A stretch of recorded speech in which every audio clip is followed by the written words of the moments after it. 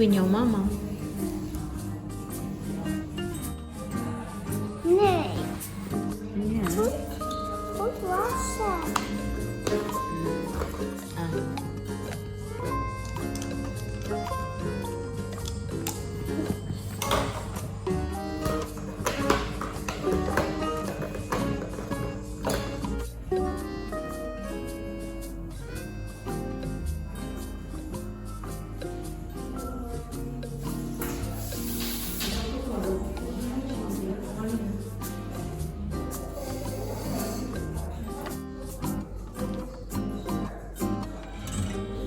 En dan doen we nog een lapje.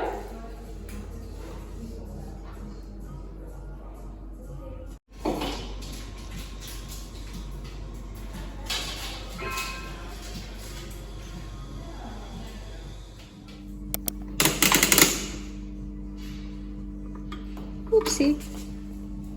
Welke kleur heb jij? Geel. En hoe was het? We show your teeth, be. Yan, may color kasi yung color na gusto niya orange. Oranje. Yeah. Ja, heel goed, hè? Ga een beetje tv kijken? Were you scared? Nee. Nee? Mag ik een beetje tv Oh, you did really well. Mag ik een beetje tv kijken? Oh, klein beetje, oké? Ja. Yeah, heel klein beetje, ha? Hi guys! Good afternoon! Welcome na naman po sa panibagong video. Ha? Yeah, I'm gonna make it, love. I just wanted to close the door. Kumusta po kayong lahat? Kakabasa ko lang ng yung mga comments sa pa-vlog natin, yung tawag dito. Yun bang excited si Mr. And then pinakita ko yung progress din ng bahay namin doon sa Pilipinas. Naglinis ako ng bahay. Yun ba yata? Yun. Basta yung title ng vlog is yung nag-thank you ako kay yung excited si Mr.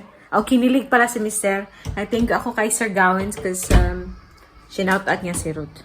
So yun, nagbasa ako ng mga comments. And si Miss Arlene, hello from Bulacan. Salamat po sa panonood palagi. And syempre sa mga usual natin na commenter, si Miss Celeste, si Candice, si Sam, si Annabelle.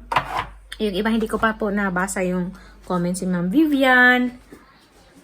Basta super thank you po. And like nang sinabi ko, in case na hindi ko mabasa yung or hindi ko ma-mention yung name nyo, mag-comment lang po kayo and then i-mention ko siya the following vlog. Yun. Pero yung vlog ko po, honestly, yung vlog, may yung mga vlogs ko po may 1 week na gap. Kasi po, honestly, there are days na hindi po ako nakakapag-video kasi may mga maraming ganap. And nahihirapan akong, You said cracker, love? Okay. And nahihirapan akong mag-everyday vlog ba? So at least kung may gap po siya, nakakapag-rest ako ng 1 or 2 araw kung gusto ko. Pero everyday pa din yung ating videos. Kasi pag naman weekends, wala po akong upload sa weekend. Nagpapahinga po talaga ako sa pagbablog. Kasi alam nyo naman, no? Alam nyo naman na hindi talaga ito siya full-time job. Hobby lang po talaga to yung ating pagbablog. And nasisiyahan din naman po ako na nasi-share ko yung life namin sa dito sa Netherlands. And at the same time, na din siya, memories ba? Nakikita ko kung paano nag-develop si Ana, yung mga moments namin ni Ana, yun, kakakilig din yun para sa akin as a nanay ba. Gusto niya ng keep fillet. Nakaka-proud po si Ana doon sa dentist. Hindi man lang natakot. Tapos sabi ng dentist, uy, I'm very good daw kasi hindi nagreklamo. Madali lang din naman guys. She only had fillings kasi may mga konting niya, cavity sa sa ngipin niya. And then yun, kailangan ng filling. And my color. Pinapili ng color si Ana. Yan yung pinili niya. Will I oka butterscotch? Erop? Yeah, okay. Okay. Daw muna? Magusto niya ng cracker na ito, yung chicken fillet. Cold cut siya. And then, ang isa, butter lang. So, snack na po niya ito kasi kumain na to kanina. Kumain na ng sandwich to kanina and then nag-fruits. Ang daming kinain. Kumain ng strawberry, kumain ng grapes, kumain ng blueberry. So, very good. Yeah, mag-snack po muna kami. Ano pa po dito? Magti 3 o'clock.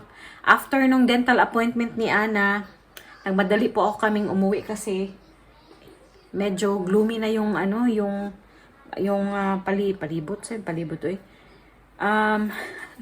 Tagalog. Hirapan naman tayo sa kalisod. Gloomy na po sa labas. It's gonna rain anytime soon. So, gusto ko nasa loob na kami ng bahay before it starts raining. I hope okay po kayo. Yan, mag-ano ko ng butter. Ako rin, nagugutom ako. So, kakain ako ng low carb cracker na may cheese. Yun lang yung kakainin ko kasi pag kumain ako ng marami na, wala na naman akong gana tonight. And tonight po, same pa din yung niluto ko kagabi. May nakamarinate pa din dito. Kasi hindi naubos yung niluto ko kagabi for root na chicken. So, last night, grill lang siya. Pero tonight, stir fry ko siya. Here you go! Are you tired? Are you tired, love? I need three. Huh? Yeah, Mar, if I don't give you 2, then you will ask again. And Mama has to go back there again. Sama na, oy. Asa akong thank you.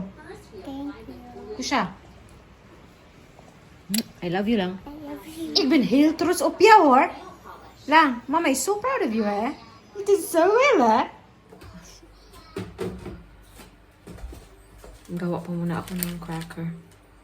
By the way, happy din po ako ngayon kung paano ko na-organize yung aking pantry. Kasi mas nakakagalaw ako ng mas maayos. Ginamit ko to kanina. Yan. Nang mas nakakagalaw ako, mas may space dyan. So, hindi ako nahihirapan. Pero yun nga, hindi lang tayo yung nakatira sa bahay. Kaya tinitingnan ko sila, sinusunod ko talaga sila, guys. Sabi niya, oh, dito na naman to.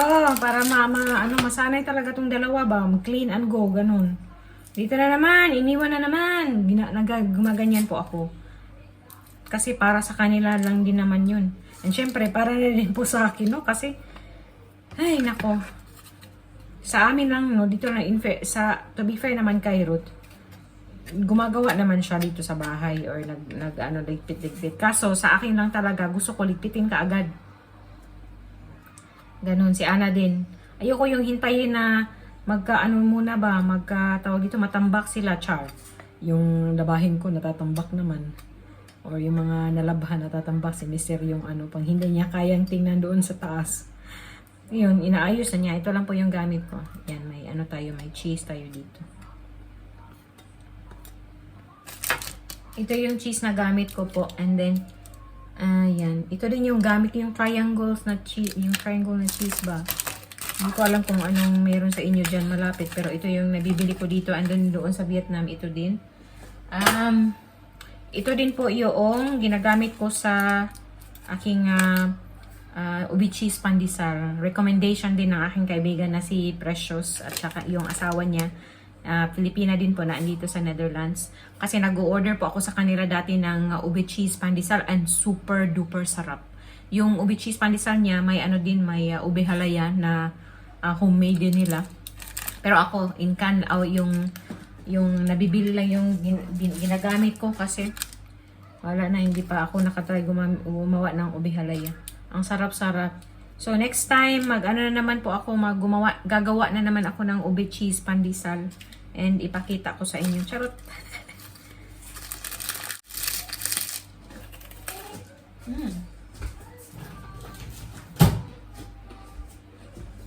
Ang sarap. Dito pa manit.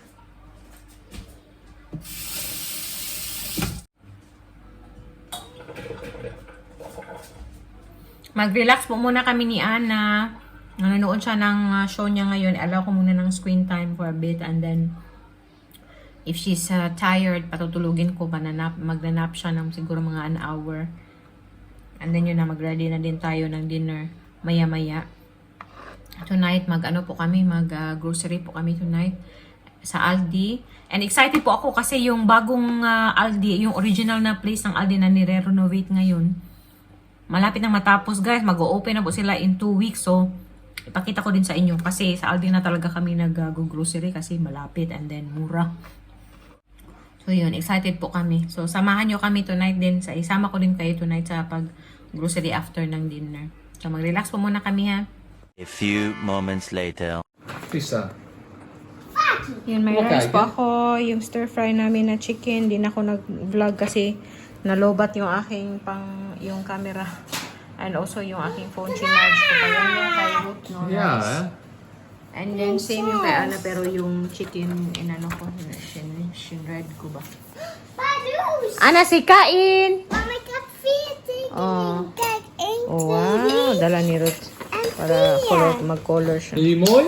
Dat is echt mooi hoor. Goed gedaan met Sa mga Thomas, eet smakelijk. This one, Kain muna kami. One eternity later.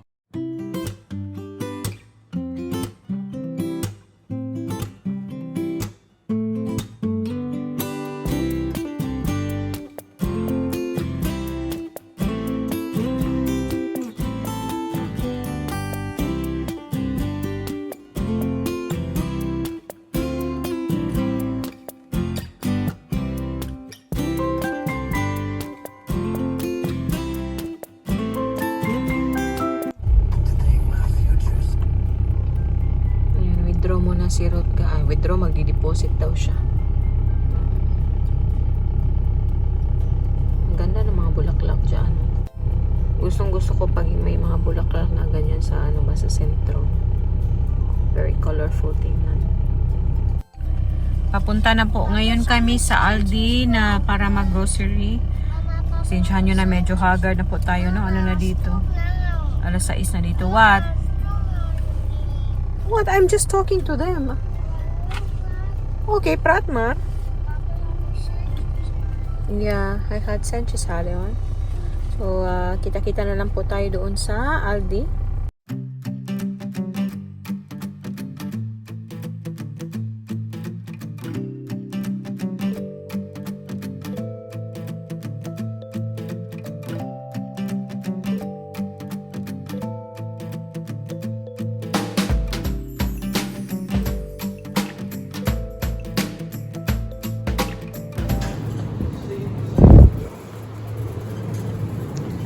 Count?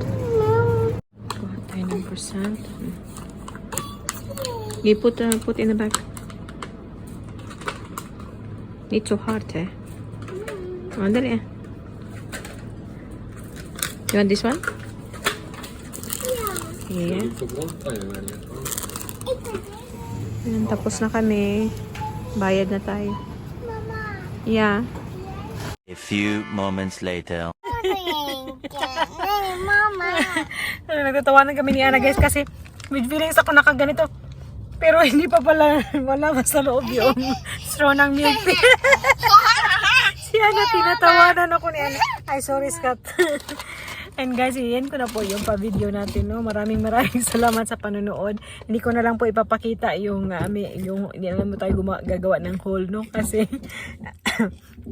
ano po, may tatawagan ako kaagad pagdating sa bahay, nintay yung tawag namin and then asikasuhin na natin si Ana. So, yun lamang po and kita-kita sa susunod na video. Maraming salamat, Doy! Mush babush! Doy! Doy, Papa! Mush mush babush. Diba, nasa gasoline station talaga kami kasi kailangan ng petrol ni Ruth. Doy!